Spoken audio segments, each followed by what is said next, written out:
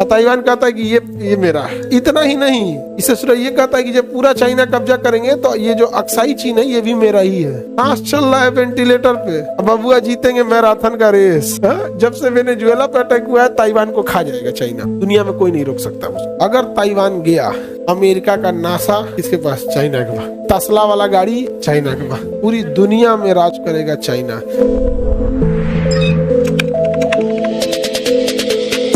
जब से वेनेजुएला पे अटैक हुआ है ताइवान को खा जाएगा चाइना, दुनिया में कोई नहीं रोक सकता उसको। ताइवान को चाइना खा जाएगा। और जिस तरह अमेरिका ने पेट्रोल पे कब्जा कर लिया, अगर ताइवान गया पूरी दुनिया में राज करेगा चाइना। क्योंकि कोई भी इलेक्ट्रॉनिक चीज, चाहे वो रॉकेट हो, हवाई जहाज हो, टीवी हो, वॉशिंग मशीन, जिसमें भूख भाग लाइट हो रहा है उस सब में सिलिकॉन चाहिए। जिसमें रिमोट कंट्रोल आ गया, स्क्रीन आ गया, भूख भाग हो गया, ऑटोमेशन हो गया, ऑटोमेटिक चीजें, इलेक्ट्रॉनिक चीजें, स्क्रीन, ये बिना सिलिकॉन का नहीं चल सकता है।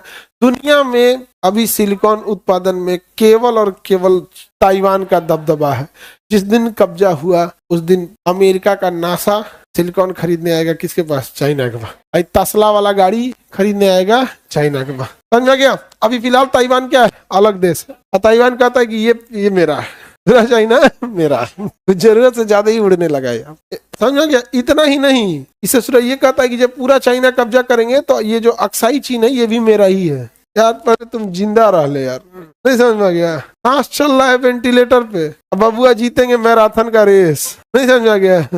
हो गए हैं एकदम सांस अटकल है, ओलंपिक का मेडल लेके आएंगे आप। तो ताइवान क्या हो गया? अलग है अभी फिलहाल। वन चाइना पॉलिसी कहता है कि जो भी देश को चाइना के साथ रिलेशन रखना है उसे ये ऑफिशियली एक्सेप्ट करना पड़ेगा कि Taiwan is a part of China. इसी को कहते हैं वन चाइना पॉलिसी। तो ये लोग इसे वन चाइल्ड पॉलिसी से जोड़ के देख लेते हैं। चाइना में पहले नियम था कि एक फैमिली में एक ही बच्चे होंगे, लेकिन धीरे धीरे इसका बहुत नेगेटिव इम्पैक्ट पड़ता है। नेगेटिव इम्पैक्ट ये पड़ता है कि समाज बूढ़ा हो जाता है। सपोज कीजिए कि आपके पिताजी सिंगल होते, कोई बुआ और चाचा नहीं होते। आप सपोज कीजिए ध्यान से, तो आज के डेट में आप तो पढ़ाई कर रहे हैं, आप क्या कर रहे हैं? पढ़ाई कर रहे हैं। दादाजी हो गए हैं बूढ़े, अब पिताजी अब उस एज में नहीं है कि कोई बड़ा काम कर सकते। पूरी अजीब सी सिचुएशन हो जाएगी, लेबर ही नहीं मिलेगा, वर्किंग नहीं मिलेगी, पॉपुलेशन बूढ़ी हो जाएगी फट से। क्योंकि एक फैमिली में 3 बूढ़ा, 2 बूढ़ा, एक फैमिली में 3 मिलेगा। फादर जैसे दादा, पिता और आपको छोड़ के घर में 2 आदमी बूढ़ा हो जाएगा और आप स्ट्रगल फेस में। समझा गया कि नहीं गया? तो 20 साल बाद चाइना को बुझाया तो वन चाइना पॉलिसी खत्म किया। इंडिया में जनसंख्या ज्यादा है, इससे ज्यादा खतरनाक चीज है वो जनसंख्या डिपेंडेंट है। बारात में जाएगा तो 3 दिन के बदले 1 दिन में खा जाएगा।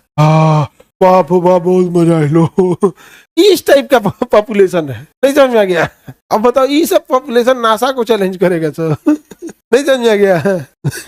इस टाइप का पॉपुलेशन है। ध्यान नहीं दीजिएगा तो कुछ कर देगा। यहाँ पे सजावट के लिए फूल लगे रहेंगे, नोच के चल जाएगा। तो हमारे यहाँ जो जनसंख्या है ना, अजब टाइप का जनसंख्या है, पागल अजीब, मतलब डिपेंडेंट पॉपुलेशन है। तो समस्या ये है डिपेंडेंट पॉपुलेशन का, नहीं समझे? सड़क पे जाम लगा देता है ना तो सब एक ही ओर से घुस जाता है। एगो साइड में जगह छोड़िएगा ना कि कोई चल आए तो एगो कोनो बैला आएगा, कहेगा तो खाली है ना, हो चल जाएगा यहाँ। ये सब टाइप का तो होता है। और ये ऐसा नहीं है कि पूरा देश है, इसकी शुरुआत होती है स्कूल से। इंडिया का कोई स्कूल देखिएगा उसका बेंच साफ सुथरा नहीं होगा, उस पर गोंच के कलम से लिखले होगा वो, और उसने 10 सालों तक लिखा है नर्सरी में कलम से ABCD। तो ये दिमाग में ये आया ही नहीं कि यार ये जिसने इसे बनाया होगा उसको पेंट कराने में कुछ कॉस्टिंग आई होगी। पेंट इसको हम लिख रहे हैं ये खराब होगा यहाँ पे। उसने 15 साल लिया। जब वो स्कूल कॉलेज खत्म करके समाज में आएगा ऐसे गंद मचाएगा, नहीं समझे?